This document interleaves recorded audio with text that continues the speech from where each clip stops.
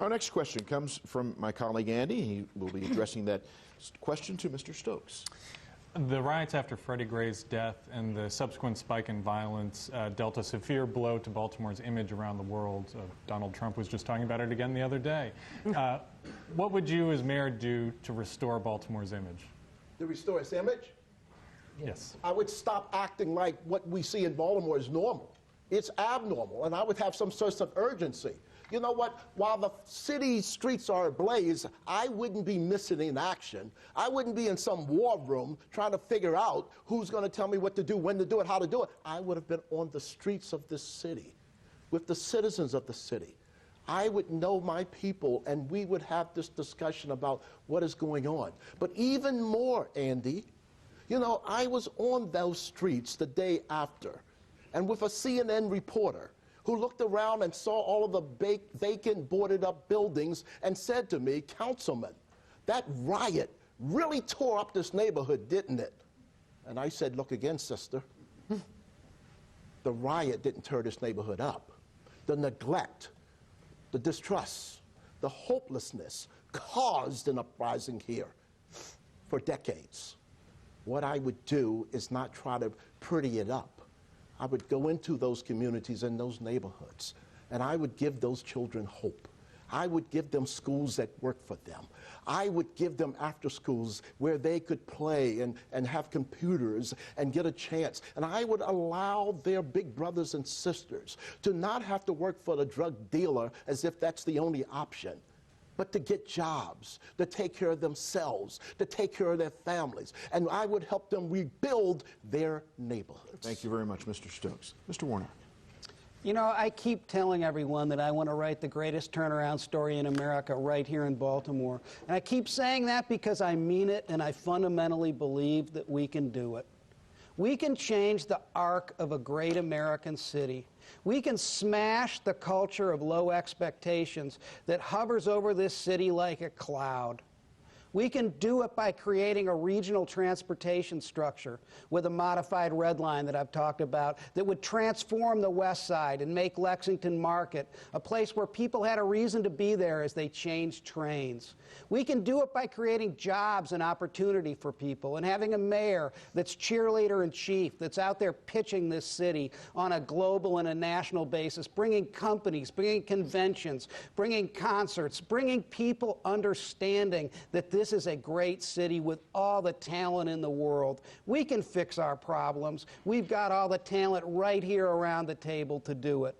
We are going to change the arc of a great American city in my administration, and we're going to have a mayor that's at the forefront talking about where we can go, smashing the culture of low expectations, and taking us to the place that I think we all aspire for great Baltimore to be. Mr. Warnock, thank you. Ms. Dixon. Thank you. You know, I'm really encouraged about reviving, reclaiming, and rebuilding Baltimore.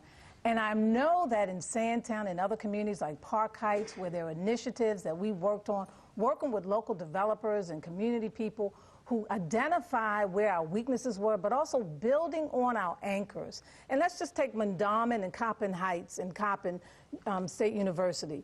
You know, in that area alone, it was through building, working with the community that we revitalized that area. It's like in Sandtown. You know, part of the challenges that we face is that in certain communities, we've got to focus on systemic issues that affect us in our communities as we continue to build those communities. So jobs, people want opportunities, people want equity in what they are engaged and involved in. So we have to deal with drug addiction and drug treatment. We have to have it on demand. We've got to work with families to bring those babies into life healthy. We've got to deal with a whole host of health issues.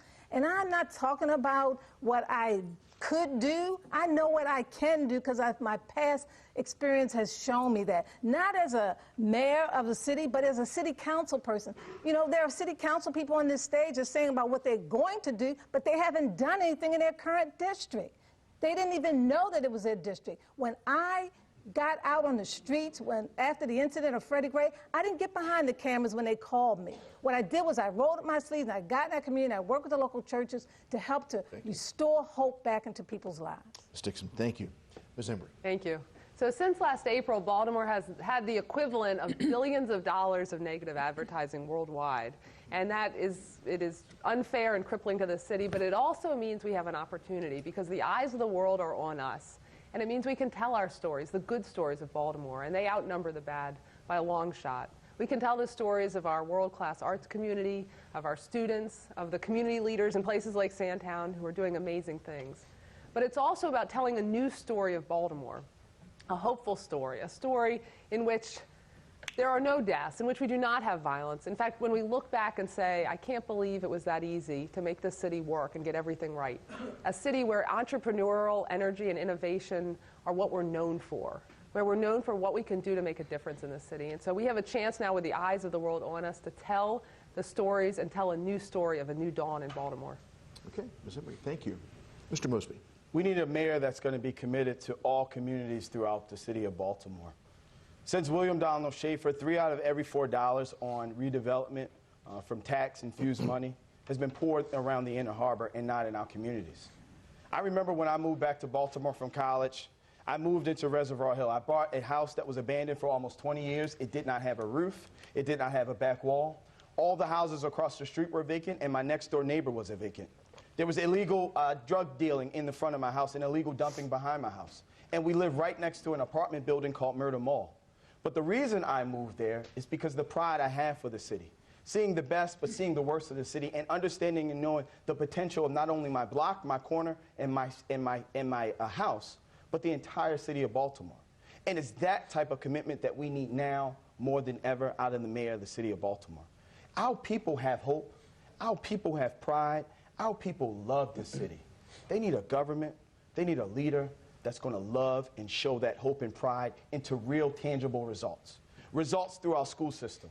Results through real workforce development. Results with opportunity for every single Baltimorean. And as the next mayor of Baltimore, I am the only person on this stage equipped to do that.